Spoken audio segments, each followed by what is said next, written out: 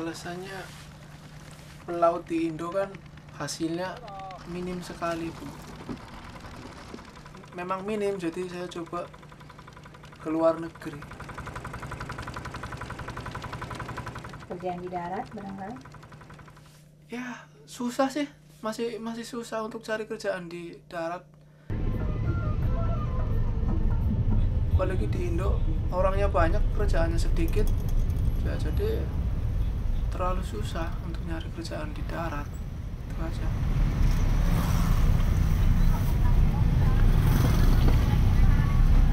Terus lapangan kerja pun sulit karena dia mencari dari pihak keluarga yang masih kerabat, terus yang berpengalaman. Kalau saya kan nggak ada saudara di perusahaan, misalnya pabrik apapun nggak ada, terus teman pun nggak ada gitu. Jadi kalau masuk ke situ itu susah sekali gitu loh, bekerja di pabrik kayak gitu misalnya. Tidak cukup untuk kebutuhan makan keluarga saya.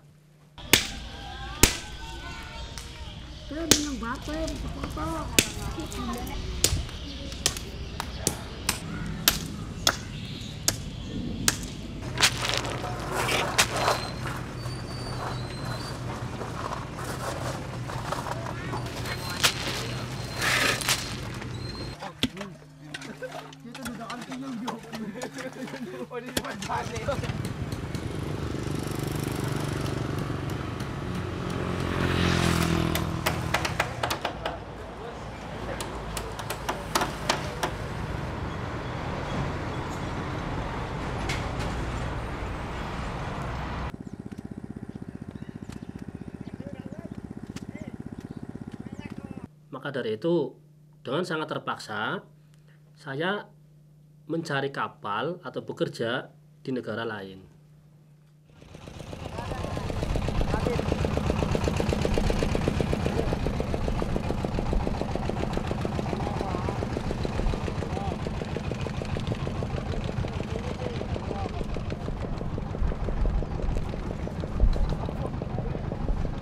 Karena pengalaman saya bekerja di laut Indonesia khususnya, juga upahnya itu kurang mencukupi untuk keluarga gitu.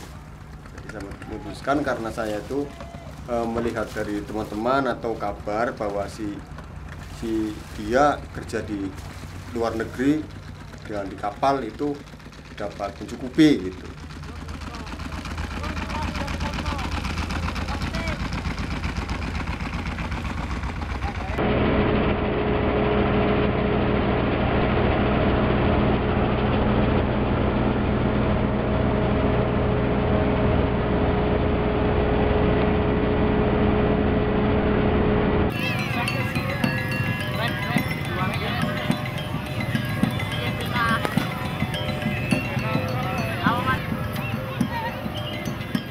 Central Java is Indonesia's poorest region, with over 2.5 million unemployed men aged 18 to 30.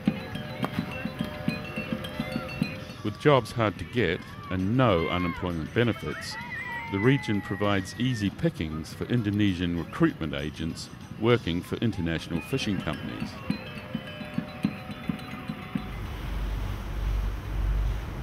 Every year, an estimated 7,000 men pay agents to get jobs on South Korean factory trawlers fishing the world's oceans.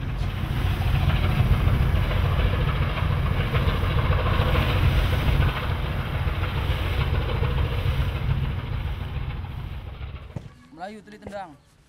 Cus. Ya ngene weh. Tendang. Tendang. Jadi istri dan saya masih ikut mertua. Jadi dengan usaha mertua di sawah, entah beras, entah apa dijual.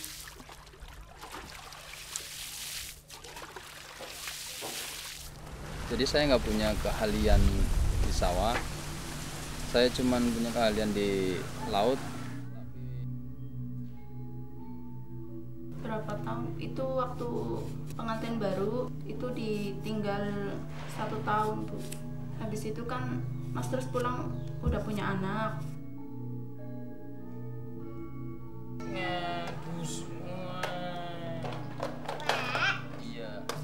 Aku udah lahirin selama si Java umur 3 bulan pulang.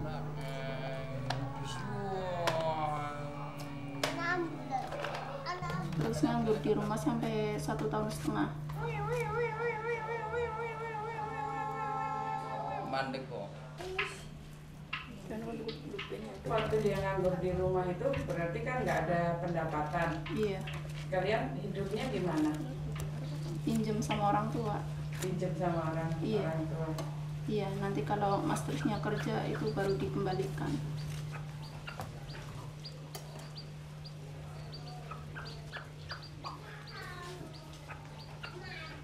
Kenapa kamu setuju kerja di kapal? Iya, karena sudah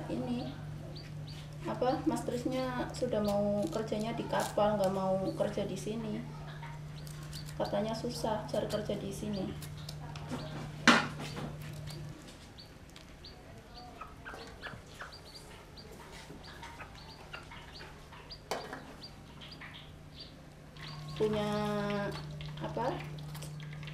Belum punya modal untuk kerja di sini.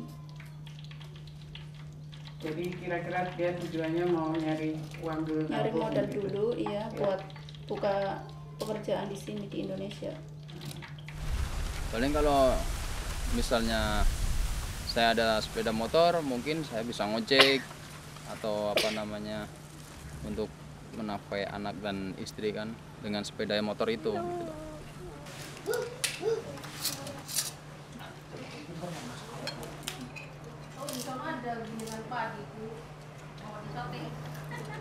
Jadi kalau saya kerja itu kalau ingat anak semakin semangat saya, karena hasil saya kerja semua itu hanya buat anak dan istri gitu loh. Bukan buat diri saya pribadi gitu. Saya Jadi kalau seandainya saya bekerja tanpa ada anak dan istri, ibaratnya gitu, kerja itu ya uangnya dapat tapi cepat habis juga. For the last 6 months, Sidkin has been trying to get work back at sea.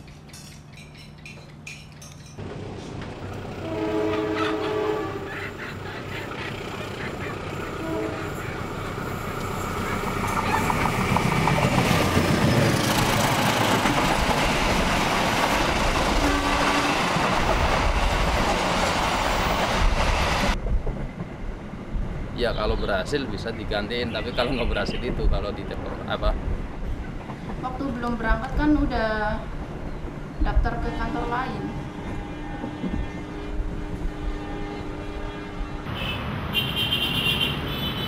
Jadi sangat susah kalau mau masuk ke agen itu, casnya nggak tahu kenapa besar-besar gitu loh. Saya sebelum masuk ke PT yang pertama yang cas 10 juta itu, saya pinjam dari paman saya 5 juta, dari adik saya 2.500.000, dari ibu saya sendiri 2.500.000.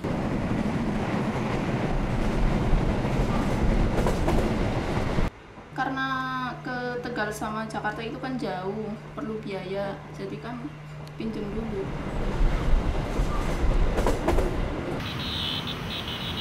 Ya kalau berhasil bisa digantiin, tapi kalau nggak berhasil itu kalau dipulangkan dengan alasan yang nggak nentu itu.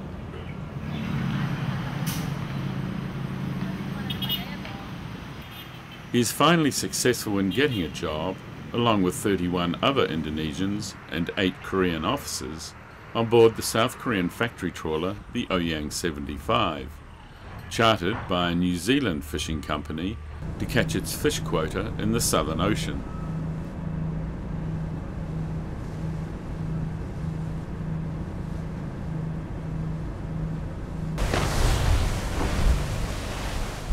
After only 5 months at sea, life on board has become unbearable.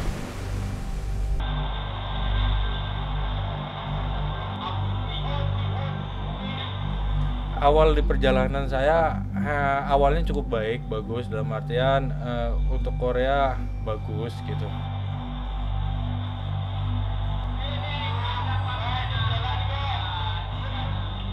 Tapi setelah 1 hari 2 hari Korea itu semakin menunjukkan sifat aslinya. Kekerasan fisik itu bukan sering lagi, tapi makanan sehari-hari. Diajak ngomong malah antar gini Bu. Udah gini aja Pak, saya kasih contoh. Bapak kita papasan, wah sih ya, bok. Udah. 2011 kami kru Indonesia sudah pernah komplain, tetapi tidak ada perubahan sama sekali. Justru semakin parah kejadiannya. Mukul kepala Pak, sama menendang badan Pak, yang pakai sepatu yang ada besinya Pak. Bukan cuma saya, semua kru Pak. Kesehariannya itu seperti dibayang-bayangin rasa takut. Seperti itulah. Jadi akhirnya sampai si kejadian si Slamet Raharjo. Nah disitulah kami memutuskan untuk lagi sedang turun semua. Kalau turun itu sedang berdiri, sedang Kak Slamet itu mau jatuh, jadi mau megang, takut bukan takut jatuh gitu, akhirnya kan dia cari pegangan gitu, kenanya itu chip engine. Yang nangis. Tahu-tahu chip engine langsung mukulin gini, saya orang lihat semua itu orang lagi kerja, pas kerja tahu semua itu orang. Saya langsung kena pukul belakang ini 2 kali. Saya tengok kenapa mukul, dia nggak ngomong, langsung mukul lagi. Saya geser ke depan, dia ngejar. Sedangkan saya geser ke depan dalam keadaan udah terhuyung-huyung. Saya dipukul mukanya 2 kali, sebelah sini hidung 2 kali pakai tangan kanan. Yang pas yang luka begitu dia pegang darahnya langsung melawan, orang-orang mungkin bisa atau mati tuh dikeroyok orang segini. Cuman kita nggak mau mukul, biarin dulu permasalahan tergimana gitu. Repot, takut pengeroyokan gitu kan. Itu kita waktu kejadian seperti sebelum kejadian Slamet juga kita sudah bermusyawarah sama teman-teman. Ini kalau kita seperti ini terus dipukulin terus, ini kita harus gimana kita? Nah setelah minta perlindungan, minta obat saja itu sama kapten nggak diurusi gitu. Bahkan wakil kapten memanggil, tapi setelah sampai di atas disuruh turun lagi dengan bicara yang kasar gitu. Malam itu mengunjungin setiap kamar dengan membawa lembar kertas sama pulpen. Dia bilang siapa yang mau keluar dengan melihat keadaan si Slamet seperti ini, siapa yang mau keluar dari kapal, tolong isi di sini namanya. Akhirnya dengan mutarnya si itu, ternyata begitu dilihat kok semuanya. Begitu jam 5 pagi kita keluar dari kapal tanpa diketahui orang Korea. The crew's action is the first time anywhere in the world a whole crew has walked off a South Korean factory trawler.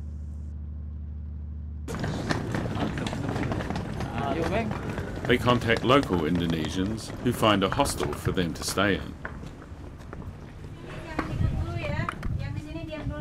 Jangan ikut ke mana-mana, nanti bingung. 336 sekarang.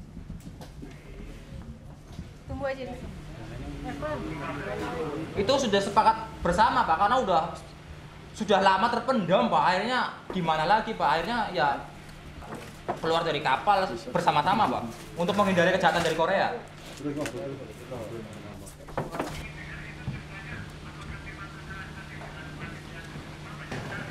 Oh banyak sekali Pak, kejadiannya itu mengerikan sekali Pak. Misalnya seperti kekerasan, main tangan. Dari mulai saya berangkat datang ke kapal aja baru 1 hari kerja saya sudah melihatnya mengerikan sekali. Cuman saya bertahan sampai di mana seperti Korea kepada saya itu setiap hari dipukulin, Pak. Saya yang tahu di sini, kok berangkatan ini malah tambah parah perlakuan orang Korea kepada kru Oyang 75. Nah itu benar kamu? Iya. Di situ kan saya kan kontraknya kan 2 tahun. Tapi saya mau pertahanan gimana keadaannya makin memburuk.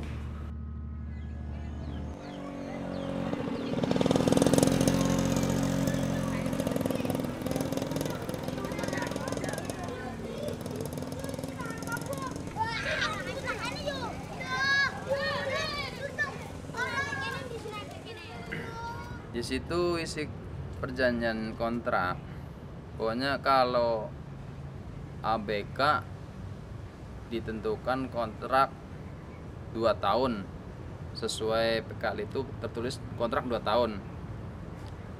Jika ABK mengalami trouble berantem, bertengkar atau berani sama atasan, itu dipulangkan dengan membayar denda sekitar di atas 20 juta.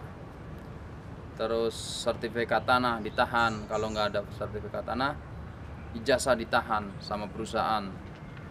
Dan kita nggak bisa ambil karena For his collateral, Sidkin has borrowed an additional $500 from his sister. Kenapa kalau kamu kerja di agen dan kerja di kapal Korea itu selalu disyaratkan ada jaminan surat-surat berharga? itu kemungkinan dari pihak Indonesia sendiri, agen di Indonesia sendiri, satu mungkin takut kabur karena mungkin ya udah tahu kehidupan di kapal di Korea itu keras.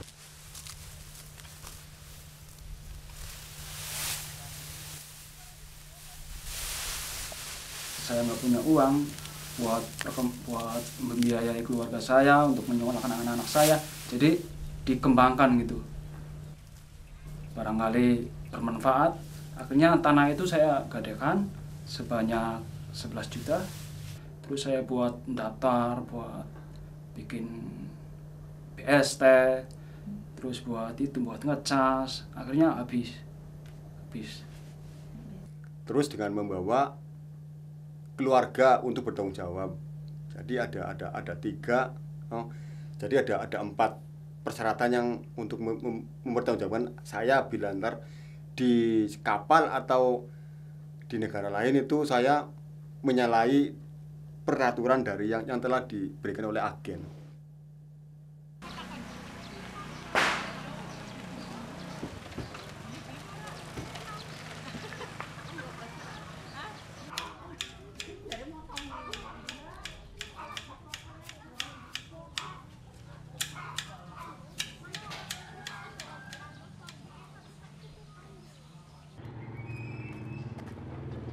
Kamu memberikan jaminan apa tidak pada agen? Memberikan jaminan. Apa bentuk? Sertifikat tanah.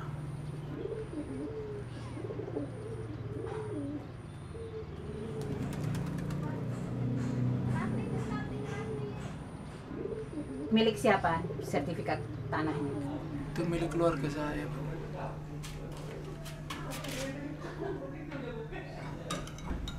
Jalan. Kakak saya malah itu namanya masih kakak saya.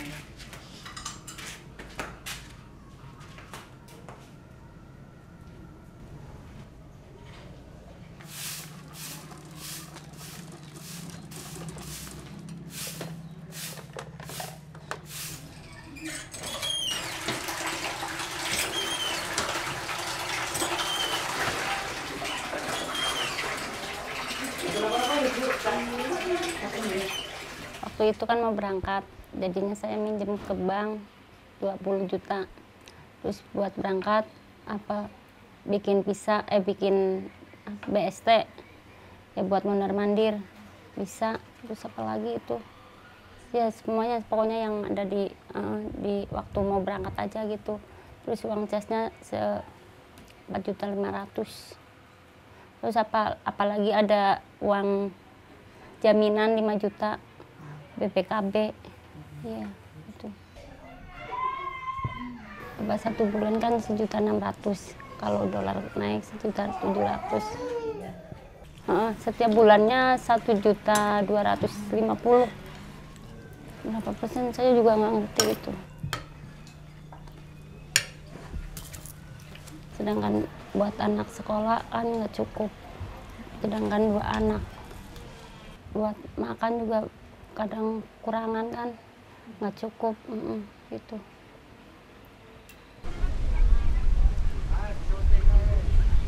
Sebenarnya itu berat sekali. Cuman untuk mengisi kebutuhan perut emang itu menekan. Apa yang terjadi kalau misalkan kamu nggak bisa bayar? Kalau saya nggak bisa bayar, terus saja tanah saya itu digarap dia terus, digarap orang terus.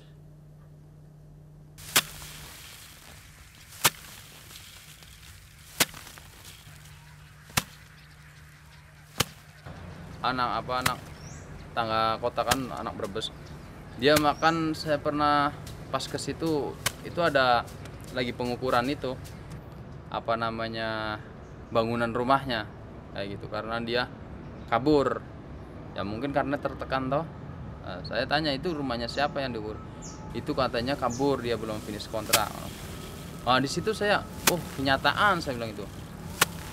Rupanya nyata gitu loh, maksudnya benar-benar disita gitu loh.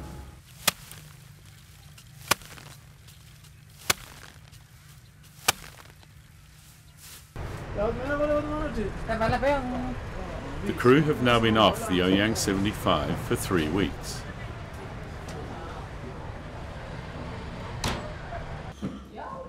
They are now getting support from the wider Christchurch community, but pressure is increasing.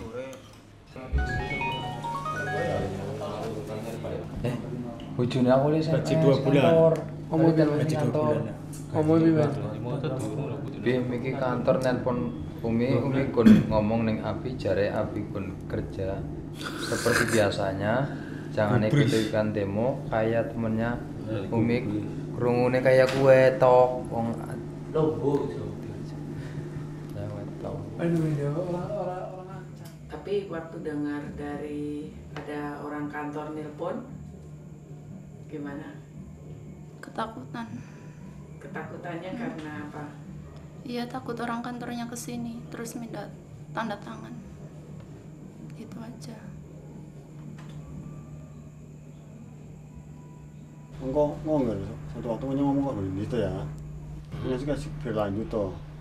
Ngomong bahwa istri-istri kita di rumah diteror oleh agen di Indonesia, dikenai denda $5.000. Dan cuma mereka takutan, dan disuruh kita pulang ke kapal ya, kalau pulang ke kapal didenda $5.000. Tapi diancam juga. Diancam ya denda 5.000. Jaminan atau uang lain lagi? Dari jaminan. Enggak ada jaminan. Gini lain lagi. Kok.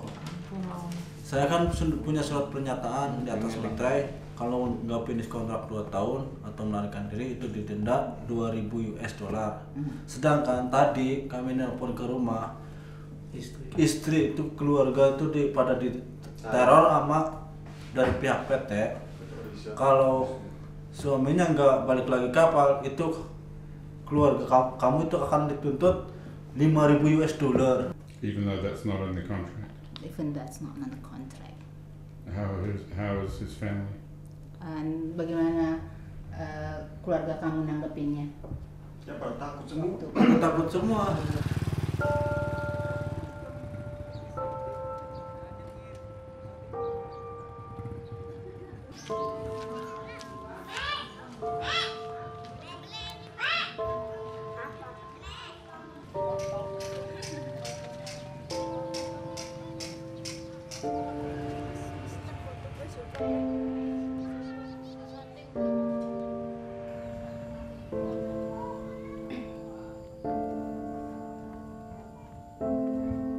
melawan atasan, pasti kita pulang gitu loh.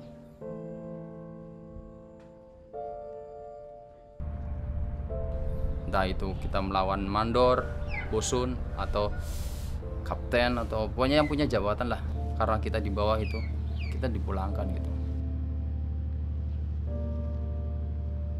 Takutnya begitu kena klaim lah, harus bayar tiket lah, gaji nggak dibayar lah. Jadi kan kita di sini kan cari duit dari buat nafkah keluarga di sana gitu. Jadi harus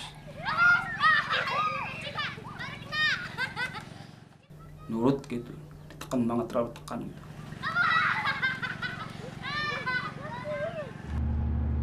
Kita kalau dipukul itu, kita kalau mau balas mikir-mikir lagi gitu loh. Misalnya mereka melakukan pemukulan begitu, tidak melaporkan kepada kapten. Semua udah tahu, dari kapten juga tahu, udah sering lihat, dia kapten juga ngeliat anak-anak pada setrapin atau diapain, udah ngeliat. Tapi dia nggak ada teguran tegas dari dia gitu, dari kapten. Dari kapten kapan? Iya, nggak ditegur tegas. Sekarang di antara 32 orang ini ada nggak yang tunjuk jari yang tidak pernah dipukul? Yang nggak pernah ya? Jadi semuanya 32 ini pernah dipukul? Pernah. Rata-rata Iya, rata-rata 1 minggu dipukul berapa kali? 7 hari Pak. Berapa kali? Sehari 1 kali Pak. Ada yang 3 kali, ada yang 3 kali. Dan pukulannya itu dalam pengertian pukul memukul terus atau sekali? Udah gini aja Pak, saya kasih contoh. Bapak kita papasan, wah sih ya, bok. Udah. Itu ketemu aja. Tanpa ada kesalahan? Nggak ada kesalahan. Tanpa alasan. Karena kalau dipukul kepala, kita sebagai menurut agama Islam, kepala ini kalau dari lahiriah seorang ibu melahirkan itu pasti kepala dulu yang keluar kan. Nah itu fitrah yang sangat kita harus hormati. Allahu Akbar.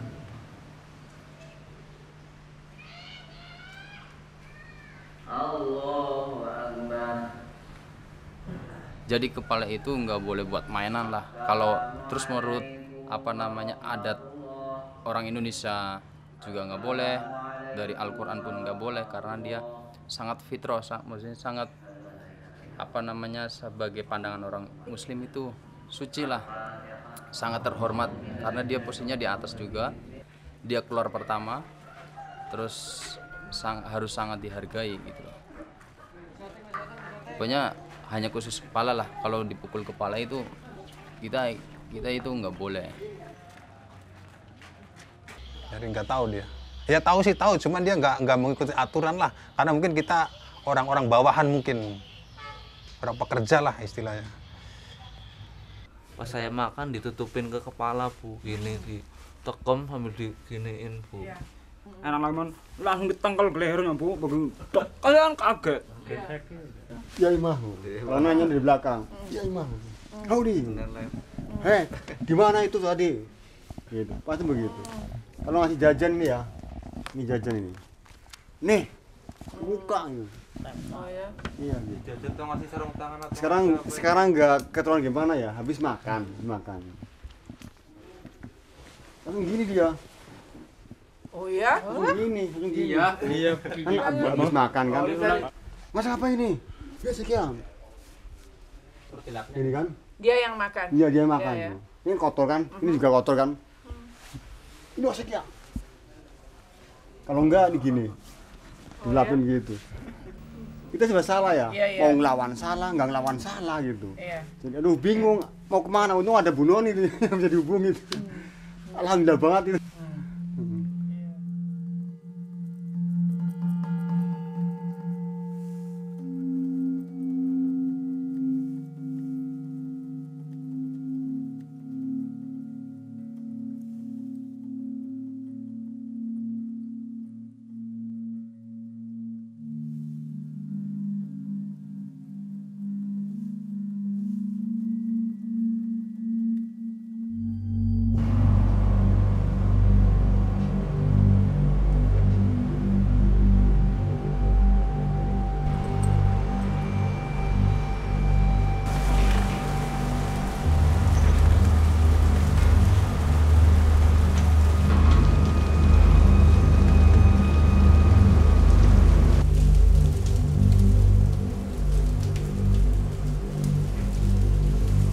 Kalau penangkapan saya nyampe 2 hari, terus tidur 4 jam, mulai lagi terus kayak itu.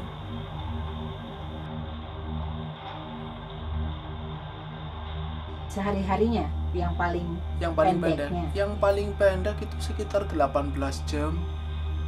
Terus kalau memang pas lagi nggak ada ikan 18 jam, terus kelar mau masuk ke tempat tidur, terus ternyata udah tarik lagi, akhirnya kerja lagi.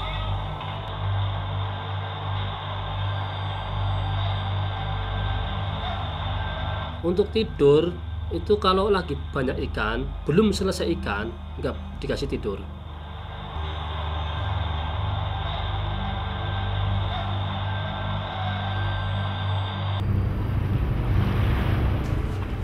Kalau kerja di kapal itu kayaknya jarang komplain, Bu. Masalahnya apa? Jangankan komplain, nggak komplain aja sering kena pukul. Bagaimana kita mau komplain? Mungkin digebuk sampai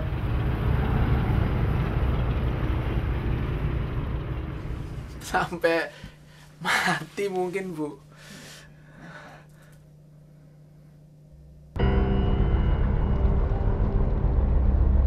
It is not just in New Zealand waters emotional and physical abuses occur. South Korea has the world's 3rd largest fishing fleet, including 340 factory trawlers operating in the world's oceans. The majority of their crews are Indonesian.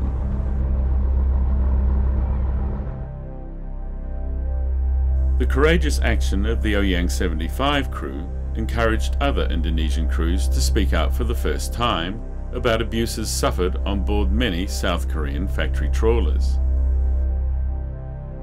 These abuses occurred in the Sea of Japan, the Bering Sea, and the Indian, Pacific, and South Atlantic Oceans.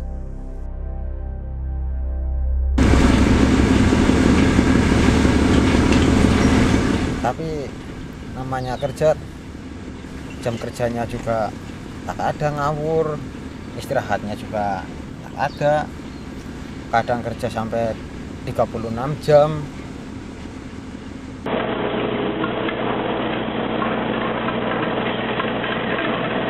Ikan itu habis gitu, jadi ikan itu continue terus, banyak terus, jadi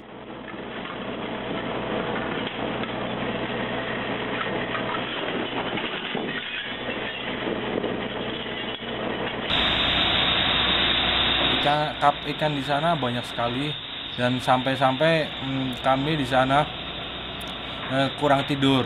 Sehari itu kami harus kerja 20 jam. Itu non-stop tanpa istirahat, tanpa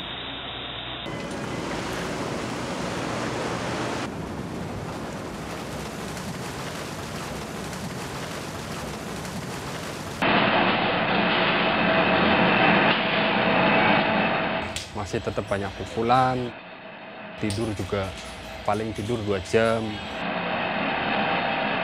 Apakah tambahan waktu kerja itu disertakan juga dalam surat yang kamu tanda tangan? Nggak ada, paling perjanjian kontrak masalah 1 bulan bayarannya segini, terus di bawahnya ada overtime tapi nggak ada duitnya, tulisannya nggak diterter lah, pokoknya jumlah keseluruhan ya gaji 180 ya 180, 200 ya 200.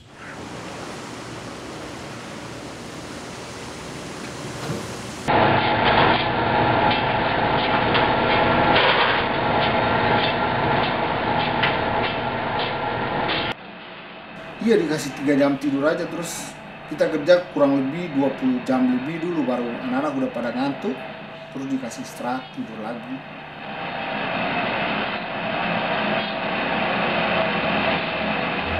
Makan suruh cepat-cepat. Kalau dia sangat setiap makan itu suruh cepat-cepat, suruh ini itu. Kalau terlambat, soalnya langsung dipukul pakai kayu itu. Jadi itu kepanjangnya itu standby di sampingnya itu. Terus kalau ngantuk itu kadang-kadang dicolok itu kan manduknya keliling terus.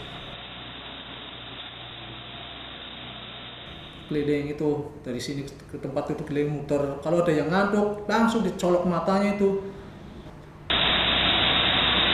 Saya ingat sekali.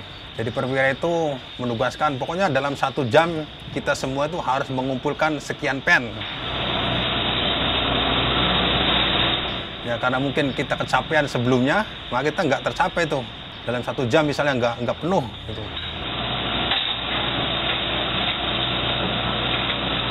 Makanya dia stop, dia kita dibarisin semua dulu, dan dia ambil skop. Saya ingat sekali tuh, semuanya dipukulin itu, dipukulin semuanya pakai skop itu, sampai pada merah-merah pantatnya itu, semuanya dipukulin sama dia.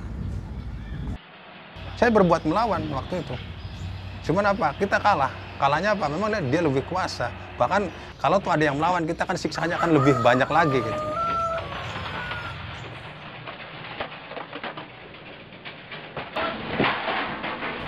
Itu apa namanya, kalau tade itu apa ngepakin ikan itu, kita nggak boleh ngobrol, nggak boleh bernyanyi, mau minum aja lewat jalan aja dimarah dia. Pokoknya duduk di situ aja, kita kan nongkrong, cuman sekarang aja kita maksudnya. Jadi seakan-akan itu mau kencing pun ketakutan, sampai kencing di dalam freezer. Itu banyak anak kencing di dalam freezer. Iya, kencing di dalam itu, dalam freezer. Orang mau naik kan pasti dimarahin.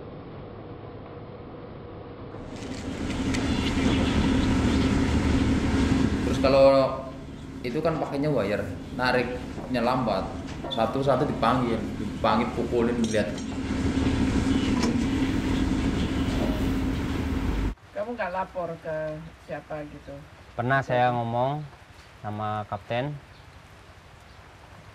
anak-anak dikumpulin, malah kapten saya ngomong nggak apa-apa gitu katanya, masalah pukul nggak apa-apa, yang penting jangan pakai senjata. Nah gitu. Kaptennya bilang gitu? Iya. Dipukul itu nggak apa-apa? Nggak apa-apa, yang penting jangan pakai senjata. Tapi kalau mandor, kesalahan orang bawanya pipa panjang-panjang itu nanti di teng, pukul beneran dia, pukul sininya, terus apa tendang sama wakil kaptennya. Kalau nimbang salah nanti ini punya siapa, nggak ada yang berani jawab kan. Pas yang nimbang itu wakil kapten, ini punya siapa, dia kan dijulukin singa laut, paling ganas di laut. Nanti dicari nomornya, kalau pas ada ketemu udah anak itu hancur, kan dipukulin, ditendang, udah nggak boleh ngucapin satu kata pun. Mau bilang ampun aja nggak boleh, kakinya nyampe ke kepala itu.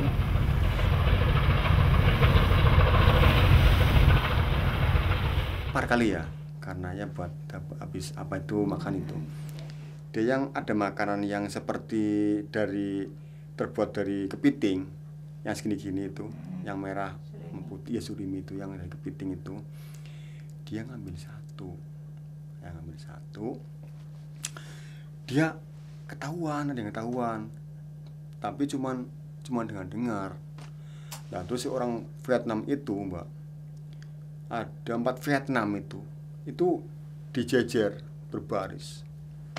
Lah terus pakai hose yang segini hitam warnanya, yang buat nyalurin air panas itu kan, yang buat kan di situ kan es mbak ya. Jadi kalau ada baling-baling yang nggak munyeng itu kan dicor dulu biar esnya meluntur ya. Iya ya, segini panjangnya itu dipegang, plak gitu kan, dia sudah berbaris. Lah setelah itu disuruh buka ininya.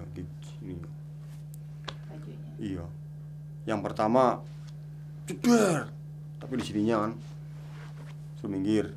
Lalu yang terakhir di sininya mau ceduk. Saya takut banget kalau dia tuh kalau terjadi masalah itu, takut sekali. Saya sampai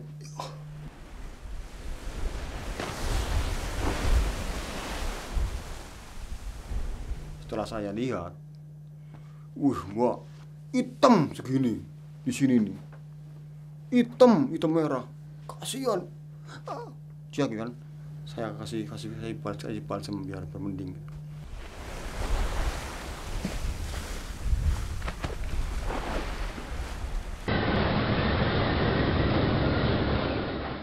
Satu anak Buton, dia pengalaman lokal, jadi emang nggak tahu cumi, anak Bitung itu. Dia pukul pakai kayu, sampai kayunya patah. Kayu sih kayu tipis, cuma kayunya patah. Tapi ya kita pukul, habis itu kejadian lagi si Bambang pukul, matanya nyampe berdarah sini, matanya. Pakai apa pukul? Pakai tangan.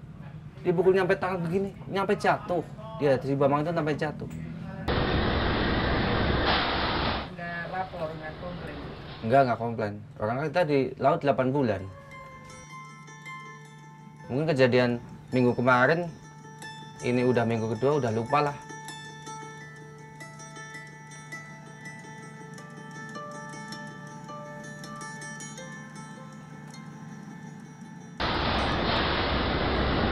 Ikan itu lagi banyak-banyaknya ikan. Kalau dulu waktu masih banyak ikan itu dibersihin, itu dalemannya itu cumi. Nanti kepalanya dilepas, terus dalemannya dibersihin. Kalau kotor, semua orang itu dihukum di dek sambil nungging kapal jalan.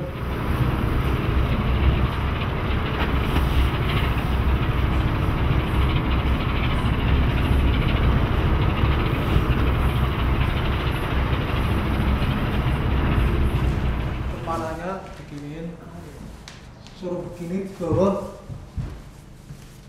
tapi jatuh terus. Potongan jatah. Iya. Sampai jatuh karena kapalnya itu kan jalan. Terus kalau jatuh itu dipukul dari belakang, jangan sampai jatuh, jangan sampai miring.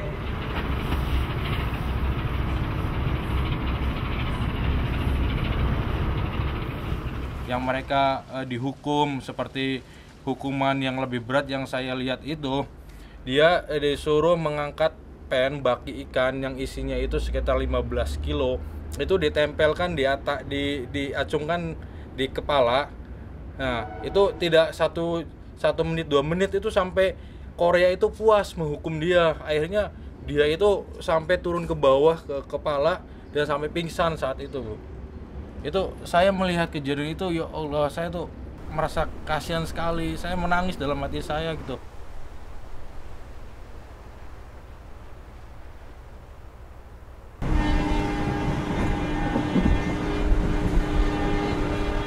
Kemudian setelah 1 tahun saya kontrak selesai, saya kembali ke Indonesia.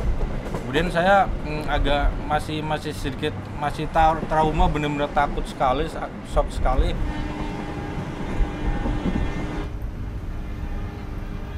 Tapi dengan keadaan di Indonesia yang semakin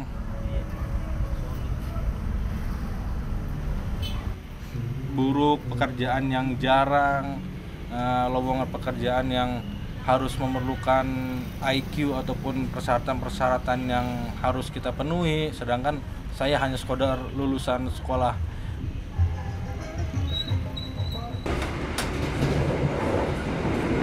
tingkat bawah gitu. Jadi akhirnya pada tahun 99 saya dengan berat hati dan terpaksa saya mendaftarkan diri kembali ke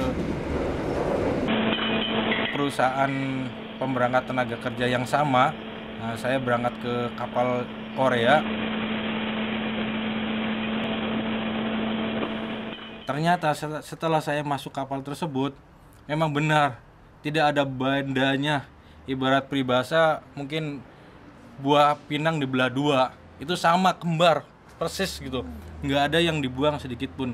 Itu hukuman dan kekerasan malah jauh lebih kasar dan lebih brutal daripada yang pertama ini.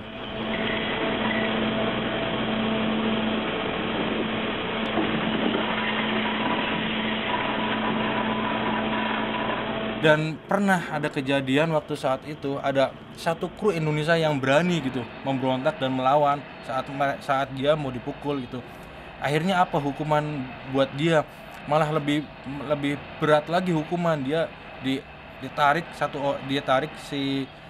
kemudian dia diambil, dipanggil, akhirnya dia dimasukkan dalam satu kamar. Dan orang Korea itu ada 3 orang saat itu, mandor factory sama wakil, kemudian sama anak buah ada lagi 3 orang, 4 orang saat itu masuk, itu digebugin di dalam kamar, Ibu. Digebugin. Kami yang di luar kan pengen masuk tapi dijaga pintunya oleh Korea yang lain. Itu keluar sudah bonyok semua mukanya. Aduh, kami ya Allah pada nangis semua, ini gimana ini? Mau menghentikan kekejaman Korea yang seperti ini. Tapi apa daya, kami hanya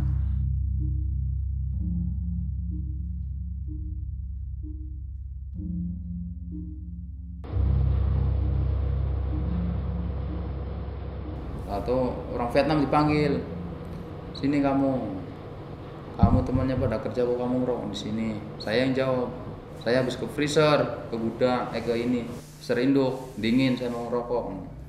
Terus dia marah-marah, orang Vietnamnya dipukulin, diinjak, kepalanya dibenturin ke pintu, jeder gitu. Sampai dia bilang ampun, tetap diinjak berapa kali itu. Habis itu orang Indonesia teman saya itu sama seperti itu, dia ajarin ini itu, nyampe dia kalau lihat itu trauma dia. Kawasan gini dia belok, kalau dia teriak dia udah gelagapan kerjanya, nggak tenang dia.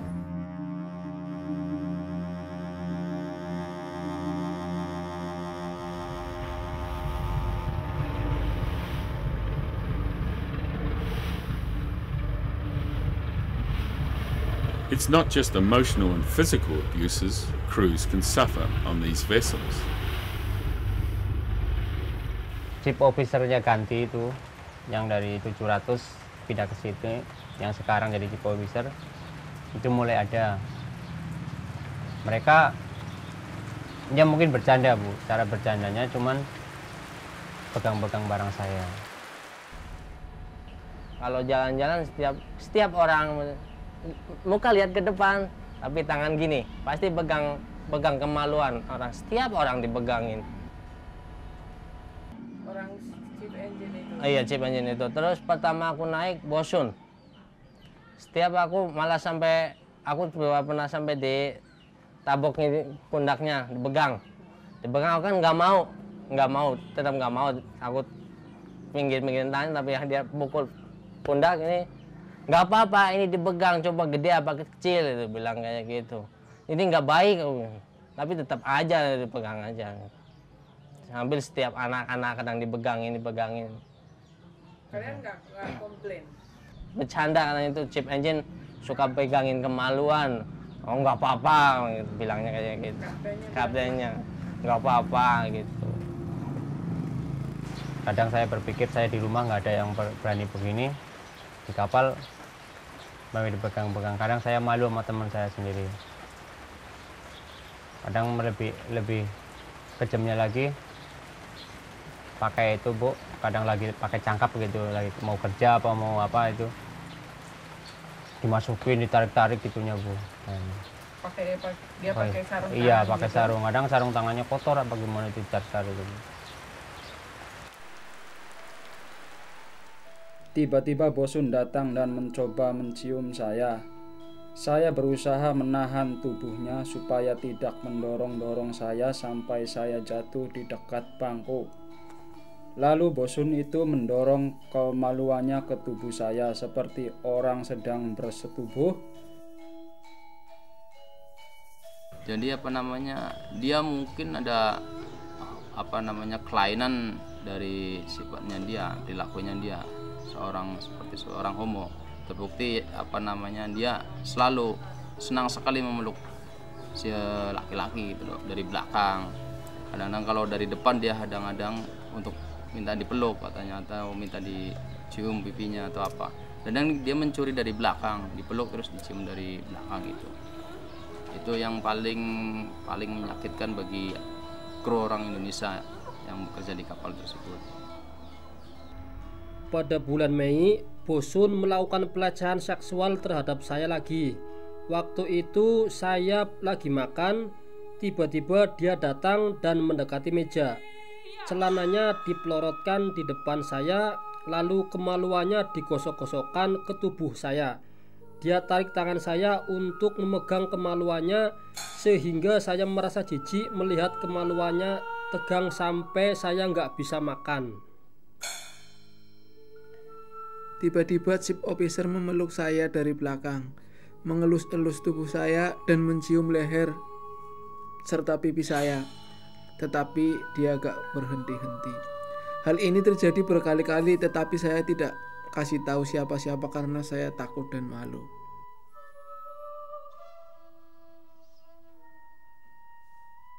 Langsung dibilangin nggak sampai protes, bilang jangan pegang gitu, dia langsung aja enak, nggak apa-apa shake ya gitu biasanya. Langsung keluar kata-kata itu aja kan mayoritas orang udah pada takut ABK. Terus perasaan kamu sendiri sebagai laki-laki gimana di apa?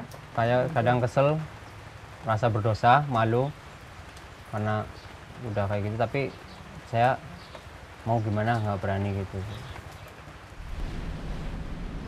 nggak ada daya gitu.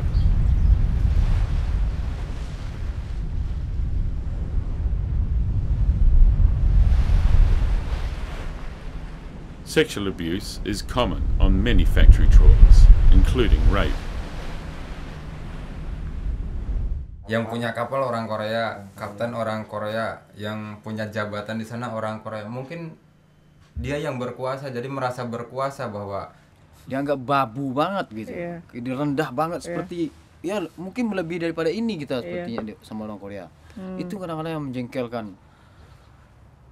Kenapa dengan pengalaman buruk di kapal itu, kenapa masih mau kerja di kapal? Ya gimana ya, kalau nggak kerja kayak gini, kan ibu tahu sendiri kehidupan di Indonesia kan. Kalau nggak kerja kayak gini mau apa lagi kerjanya, nggak ada kerjaan lagi sih di sana. Ya, paling kalau di rumah kan saya kehidupan sehari-harinya kan kadang tani ojek. Iya. Kan udah gitu aja. Jangan ojek penghasilan belum seberapa pula, nimbang kayak gini, enakan kayak gini aja lah. Perasaan kamu kalau diungkapkan merasa seperti apa?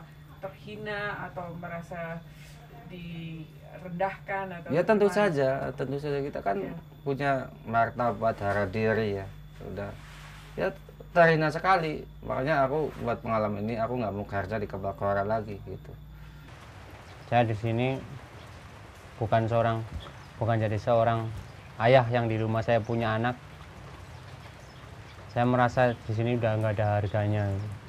Kerja udah diperlakukan seperti yang bikin saya itu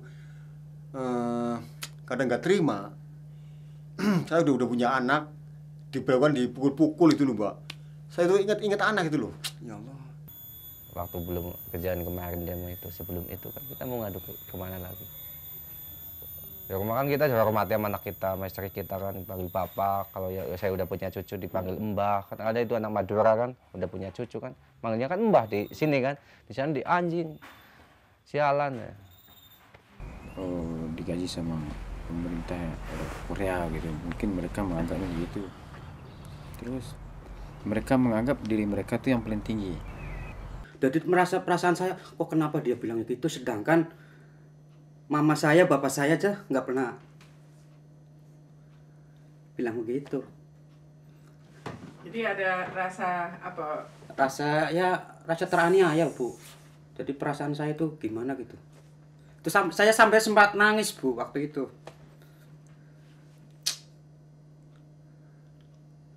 Cari makan jauh-jauh buat anak istri, sekolah anak itu, biaya istri hidup. Di sini dicaci maki, dibentak-bentak, dipukul. Emang kita sedih sekali. Tadinya sedih menangis di itu, tapi kan nggak ada istirahatnya. Pokoknya seperti budak, seperti perbudakan terus. Dan kapan ini akan berakhir? Itu yang pertanyaan saya tuh. Nggak tahu kapan akan berakhir. Mungkin berakhirnya mungkin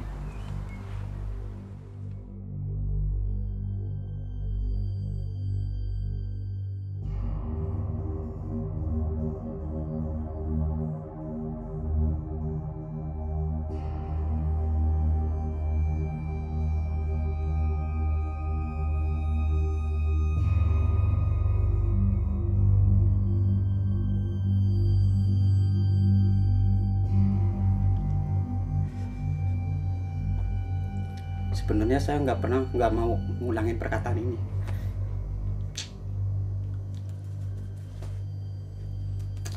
Di hati saya itu merasa sakit.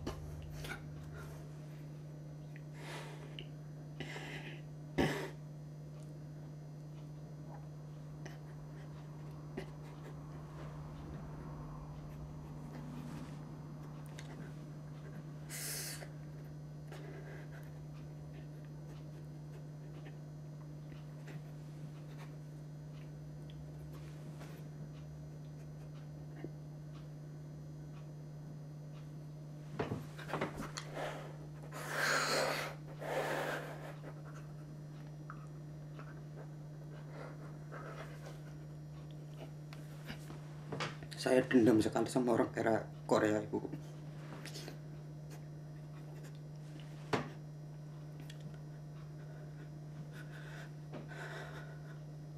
Saya kerja, niat kerja. Kenapa ada kekerasan? Kenapa saya dipukul? Sedangkan orang tua saya didik saya nggak pernah.